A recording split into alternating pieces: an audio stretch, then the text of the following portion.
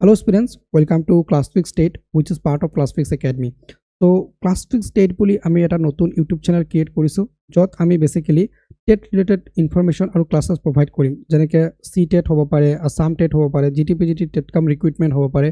তো এই পৰীক্ষাবিলাকৰ কাৰণে ক্লাसेस প্ৰভাইড কৰা হ'ব লগতে ইনফৰমেশনছখিনি ইয়াতে প্ৰভাইড কৰা হ'ব কত ভেকেন্সি আহিছে কত আপোনালোকে ফৰ্ম ফিল আপ কৰিব পাৰিব কেতিয়া ভেকেন্সি আহিব কেতিয়া এডমিট কাৰ্ড আহিব গোটেই ইনফৰমেশনছখিনি আমি এইটো চেনেলত প্ৰভাইড কৰিম সো ডেফিনেটলি যিসকল ষ্টুডেন্ট বা যিসকল এসপাইৰেন্সে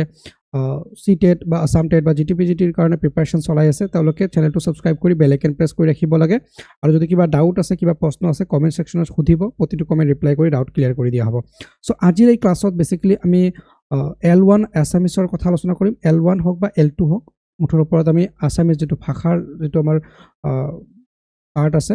সি টেট হক বা আসাম টেটৰ এলপি ইউপিৰ বাবে তাৰ বিষয়ে আমি ডিসকাস কৰিম সো ভেৰি ইম্পৰ্টেন্ট ক্লাস হয় আপোনালোকৰ তো সি টেটৰ L1 বা L2 আসামিছৰ খুব ধুনিয়াকে আমি কভাৰ কৰি দিম তাৰ বাবে প্লেলিষ্ট এটা বনাইছো সো প্লেলিষ্টটো ডেফিনেটলি আপোনালোকে চেক আউট কৰিব সো সি টেট হক বা সেন্ট্ৰাল টিচাৰ এলিজিবিলিটি টেষ্ট বা আসাম টেট হক তো সি টেট আৰু আসাম টেটৰ বাবে যদি আপোনালোকে ডেডিকেটেড প্ৰিপাৰেচন চলাম বুলি ভাবিছে তেনে ক্ষেত্ৰত আমাৰ বেচটো জয়েন কৰিব পাৰে সো আমাৰ বেচ এভেইলেবল আছে সো আমাৰ এপত আমি বেচ প্ৰভাইড কৰি আছো এপ ইনষ্টল কৰি লৈ খুব ধুনিয়াকে বেচ জয়েন কৰিব পাৰিব তাতে বেচও আছে মক টেষ্টও আছে সো যোনটো আপোনাৰ প্ৰয়োজন হয় সেই হিচাপে আপোনালোকে জয়েন হ'ব পাৰিব ঠিক আছে অলৰাইট সো আজি যেটো ক্লাস হেতু আমাৰ L1 আৰু L2 ৰ বাবে ইম্পৰ্টেন্ট হ'ব ল্যাঙ্গুৱেজ 1 আৰু ল্যাঙ্গুৱেজ 2 ৰ বাবে ইম্পৰ্টেন্ট হ'ব আসামিজ ঠিক আছে তো আজিৰ ক্লাছত বেসিক্যালি আমি আলোচনা কৰিম teaching learning process okay so basically আজি আমি আলোচনা কৰিম teaching learning process which is very important so teaching learning প্ৰসেসৰ পৰা প্ৰতি বছৰে পৰীক্ষাত কোৱেশ্চন আহে সি টেট হক বা আসাম টেট হক তো টিচিং লার্নিং প্ৰসেসৰ কি কনসেপ্ট খিনি খুব ধুনিয়াকে আমি কভাৰ কৰিম সো ফাৰ্স্ট অফ অল আমি বুজি লম টিচিং কি হয় তাৰ পিছত আমি বুজিম লার্নিং কি হয় ঠিক আছে তো টিচিং বুলি ক'লে অসমীয়াত ইয়াক শিক্ষণ বুলি কোৱা হয় so teaching is A purposeful, planned and systematic process in which a teacher guides, supports, motivates and help learners to learn effectively. মানে বেসিক্যালি কি কৈছে ইয়াতে যে টিচিং হৈছে এটা purposeful, planned, systematic process যাৰ সহায়ত টিচাৰে গাইড কৰে, সাপোৰ্ট কৰে, মোটিভেট কৰে and helps মানে সহায় কৰে লার্নার্সক কোনো এটা বস্তু শিকিবলৈ ঠিক আছে অসমীয়া যদি আপোনালোকে কয় তেনেহলে এনেকে ক'ব লাগিব শিক্ষণ হৈছে এটা উদ্দেশ্যমূলক পৰিকল্পিত আৰু পদ্ধতিগত প্ৰক্ৰিয়া যত শিক্ষকজনে শিক্ষাৰ্থীক দিশ নিৰ্দেশনা সহায় প্ৰেৰণা আৰু পথ প্ৰদৰ্শন প্ৰদান কৰি কাৰ্যকৰীভাৱে শিকিবলৈ সহায় কৰে ঠিক আছে বুজি পাইছে শিক্ষণ মানে কি শিক্ষণ মানে হৈছে শিকোৱা যেনেকৈ মই আপোনালোকক শিকাই আছো সো মোৰ এটা পাৰপোজ আছে যে আমি সি টেট আৰু আসাম টেটৰ ৰিজাল্ট ভাল কৰিব লাগিব সো এটা পাৰপোজ আছে মই এটা প্ল্যান কৰিছো যে এনেকে ক্লাছবিলাক প্ৰভাইড কৰিম মই এটা সিস্টেমেটিক ওয়েত মই প্ৰভাইড কৰি আছো হয় না নাই সো ইয়াক আমি কি বুলি কম শিক্ষণ বুলি কম ঠিক আছে তাৰ অপোজিট যেনেকৈ আপোনালোকে শিকি আছে ইয়াক আমি কি বুলি কম লার্নিং বুলি কম ঠিক আছে তো ইয়াতে চাওক লার্নিং কি হৈছে লার্নিং মানে হৈছে শিক্ষণ ঠিক আছে লার্নিং মানে হৈছে শিক্ষণ সো শিক্ষণ কি হয় learning is a relatively permanent change in behavior okay so learning hoise permanent change in behavior knowledge skill attitude due to experience or practice so jetia amar behavior permanent changes hoy amar gyan bridhi hoy amar skill development hoy amar attitude change hoy amar যেটো systematic change হয় ইয়াকে আমি কি বুলি কম learning বুলি কম ঠিক আছে আৰু এই সিস্টেমেটিক চেঞ্জটো বেসিক্যালি আমাৰ এক্সপেৰিয়েন্স আৰু প্ৰ্যাকটিছৰ মাধ্যমত হয় ঠিক আছে সো অসমীয়াত যদি আমি ক'ব যাও তেন্তে এনেকে ক'ব লাগিব শিক্ষণ হৈছে অভিজ্ঞতা বা অভ্যাসৰ ফলত হোৱা আচৰণ জ্ঞান দক্ষতা মনোভাৱত হোৱা তুলনামূলক স্থায়ী পৰিৱৰ্তন ঠিক আছে তুলনামূলক স্থায়ী পৰিৱৰ্তন ৰিলেটিভলি পার্মানেন্ট চেঞ্জ ঠিক আছে তো শিক্ষণ বুজি পাইছে শিক্ষণ মানে কি এজন শিক্ষকে পারপোজফুল ভাবে বা কিবা এটা পারপোজ ৰাখি প্ল্যান ভাবে বা প্ল্যান কৰি সিস্টেমেটিক প্ৰসেছত যেতিয়া কোনবা এজন লাৰ্নাৰক শিকায় তাকে আমি শিক্ষণ বুলি কওঁ টিচিং বুলি কওঁ আৰু যেতিয়া কোনবা এজন লাৰ্নাৰে বেসিক্যালি কাবাৰ পৰা কিবা শিকি আছে আৰু সেই শিকাৰ মাধ্যমত তেওঁৰ বিহেভিয়াৰ চেঞ্জ হৈ আছে নলেজ চেঞ্জ হৈ আছে স্কিল চেঞ্জ হৈ আছে এটিটিউড চেঞ্জ হৈ আছে তাকে আমি কি বুলি কম লার্নিং বুলি কম সো বেসিক্যালি টিচিং হৈছে টিচাৰে কৰে আৰু লাৰ্নিং হৈছে লাৰ্ণাৰৰ ঠিক আছে মানে যেনেকৈ মই পঢ়াই আছোঁ চ' এজ এ টিচাৰ মই পঢ়াই আছোঁ চ' এইটো টিচিং হৈ আছে আৰু আপোনালোকে শিকি আছে চ' এইটো লাৰ্নিং হৈ আছে শিকন হৈ আছে ঠিক আছে ত' বুজি পাইছে বেছিক ডেফিনেশ্যনটো শিক্ষণ মানে হৈছে যে টিচাৰে শিকাব আৰু লাৰ্নিং মানে হৈছে লাৰ্ণাৰে শিকিব ঠিক আছে অলৰাইট এতিয়া ইয়াৰ কিছু বেছিক ডেফিনেশ্যনছ আছে চ' ডেফিনেশ্যনকেইটা আমি পঢ়ি ল'ম ঠিক আছে ত' ডেফিনেশ্যন অফ টিচিং ত' এতিয়া ডেফিনেশ্যন অফ টিচিং অৰ্থাৎ শিক্ষণৰ সংজ্ঞা বিভিন্নজনে বিভিন্নভাৱে দিছে চ' ইয়াৰ ওপৰত পৰীক্ষাত নিশ্চয় কুৱেশ্যন আহে ত' চিটেটত বহুত কুৱেশ্যনছ আহিছে ইয়াৰ ওপৰত ত'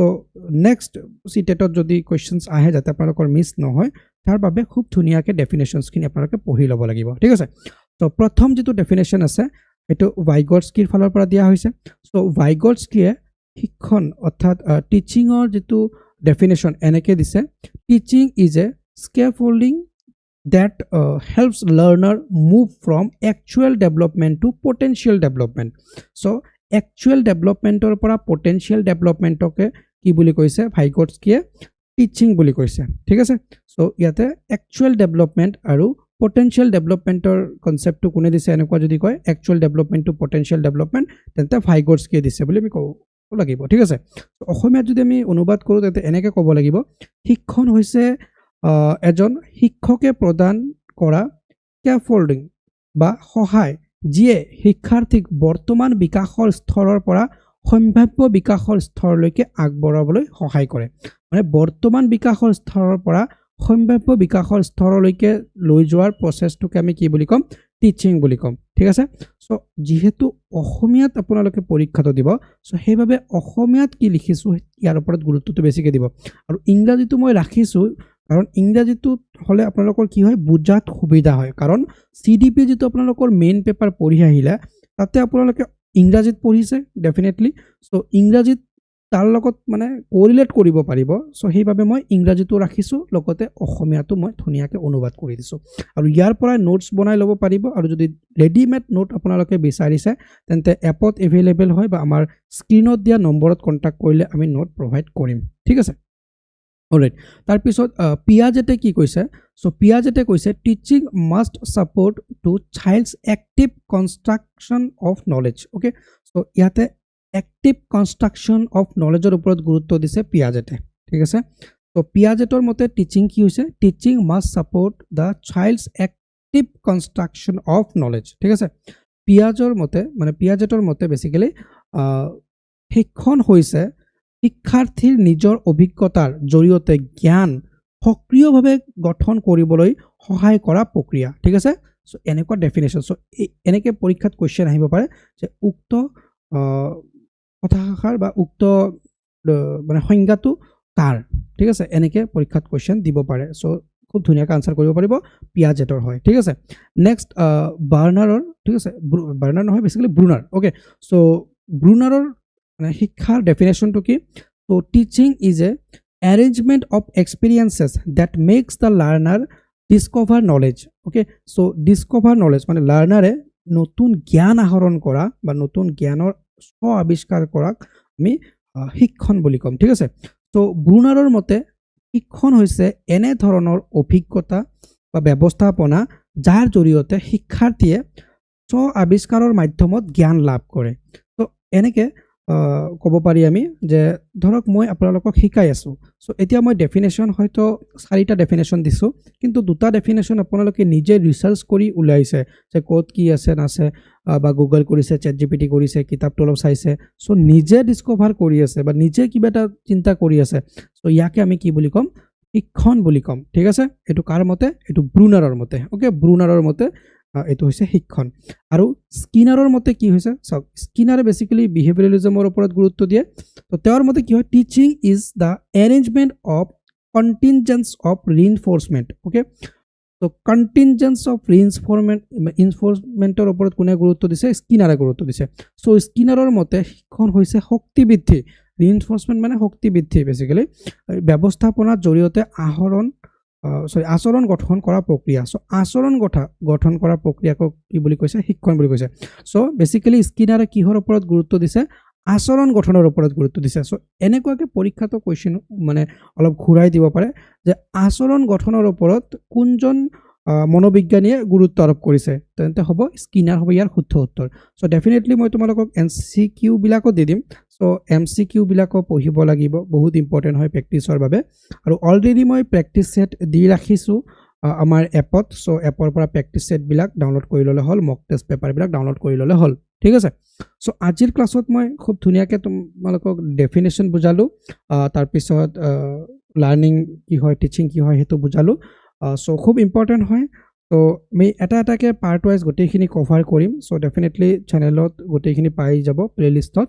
ত' ফ'ল' কৰিলে হ'ল আৰু নেক্সট কোনটো টপিকৰ ওপৰত ভিডিঅ' বিচাৰিছে এনেকুৱা যদি কিবা স্পেচিয়েল টপিক আপোনালোকৰ ভিডিঅ' লাগে তেন্তে ডেফিনেটলি কমেণ্ট ছেকশ্যনত জনাব পাৰে আদাৰৱাইজ আমি 1 by 1কৈ ক্লাছেছবিলাক প্ৰভাইড কৰিম ঠিক আছে চ' আজি ছেশ্যনটো ইয়াতে শেষ কৰিছোঁ bye bye take care see you in the next